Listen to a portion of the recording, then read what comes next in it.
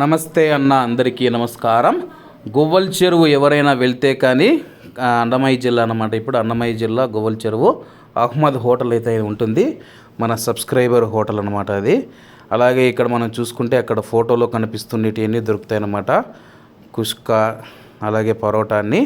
అలాగే వీరు గువ్వల చెరువు కవ్వ ఏదైతే ఉందో అది కూడా అమ్ముతూ ఉంటారు. అలాగే ఒక హోటల్లో కుష్కా అలాగే పరోటా తిన్నాను, బాగున్నది. అలాగే ఇప్పుడు చూసుకుంటే గువ్వల చెరువు ఫేమస్ కవ్వ అనమాట, చాలామంది తిని ఉంటారు.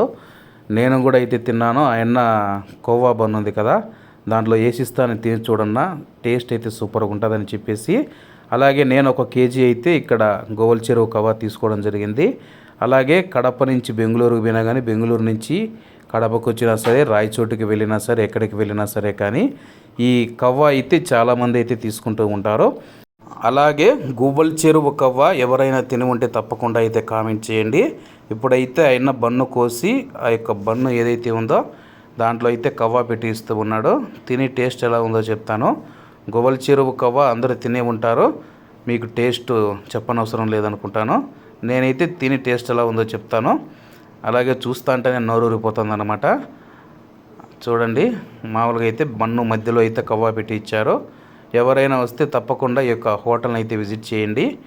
అలాగే చూడండి, టేస్ట్ అయితే నాకు బాగా సూపర్గా అనిపించింది అనమాట.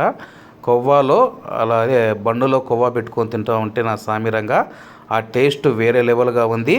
అలాగే ఈ వీడియో నచ్చినట్లయితే తప్పకుండా షేర్ చేసి, లైక్ చేసి మన యొక్క ఛానల్ని సబ్స్క్రైబ్ చేయండి. నేను కూడా 1 కేజీ కవ్వ అయితే తీసుకున్నాను friends. Okay friends, bye bye.